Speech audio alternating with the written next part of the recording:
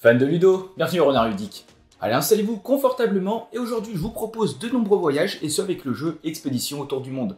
Alors ici on va être sur un jeu de construction de réseau, c'était pour 2 à 6 joueurs et on serait sur des parties d'environ 30 minutes, 45 minutes. Dans Expédition autour du monde, alors vous allez devoir mener 3 expéditions pour tenter de poser toutes vos destinations secrètes en premier. Chaque joueur va participer à chacune d'entre elles pour essayer d'influencer sur leur progression de manière à atteindre leur objectif et de marquer des points.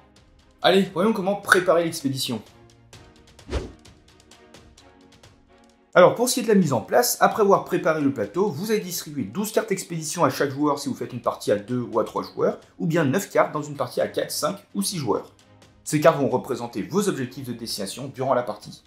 Ensuite, avec les cartes restantes, vous allez révéler les 6 premières cartes qui vont représenter des objectifs communs, mais attention, ces dernières doivent se trouver à une distance d'au moins 3 segments du point de départ, qui est représenté par la rosace.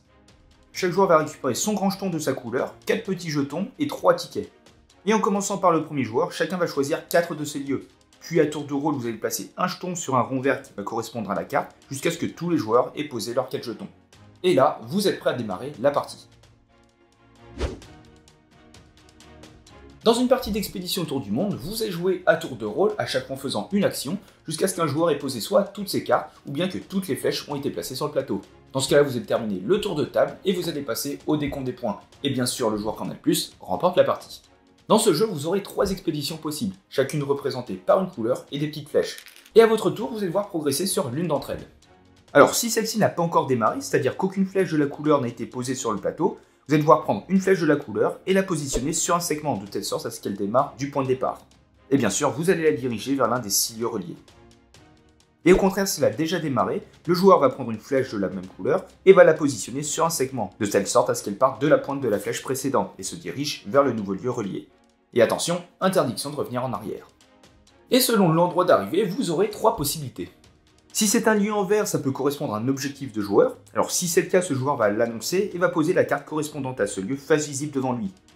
Si ce lieu est marqué d'un jeton, le propriétaire du jeton va le récupérer et va le placer devant lui, sur la carte du lieu qu'il a posé.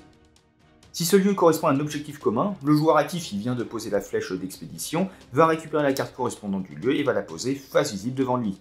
Vous allez ensuite révéler une nouvelle carte objectif commun. Si c'est un rond bleu, le joueur peut aussitôt placer une nouvelle flèche pour prolonger n'importe quelle expédition. Et enfin, si c'est un rond rouge, il va pouvoir récupérer un ticket. Et d'ailleurs, les tickets, chaque joueur va pouvoir en utiliser 2 pendant son tour, alors soit avant, soit après son action. Et utiliser un ticket, ça va vous permettre une action supplémentaire parmi 3. Soit vous allez placer une flèche supplémentaire d'une expédition de votre choix, soit vous allez pouvoir enlever la dernière flèche d'une expédition au choix, ce qui va vous permettre de réactiver la couleur de la destination précédente, ou bien vous allez pouvoir échanger une carte expédition que vous avez en main contre une nouvelle carte. Vous allez pour cela en piocher 2 et en choisir une. Et dès qu'un joueur a posé toutes ses cartes ou bien que toutes les flèches ont été posées sur le plateau, vous allez terminer le tour de table avant de passer au décompte des points.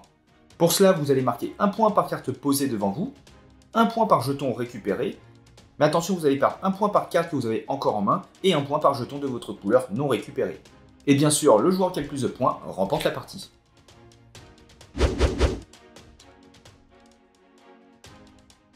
Et voilà, c'est la fin de cette vidéo, donc désormais vous n'avez plus qu'à partir en expédition. Alors si le jeu vous a plu et que vous souhaitez soutenir la chaîne, n'hésitez pas à utiliser le lien qui est en description. Et comme d'habitude, vous pouvez très bien laisser un petit pouce bleu, commenter et vous abonner, ça nous fait toujours plaisir. Et sur ce, on se retrouve dans une prochaine vidéo. Ciao!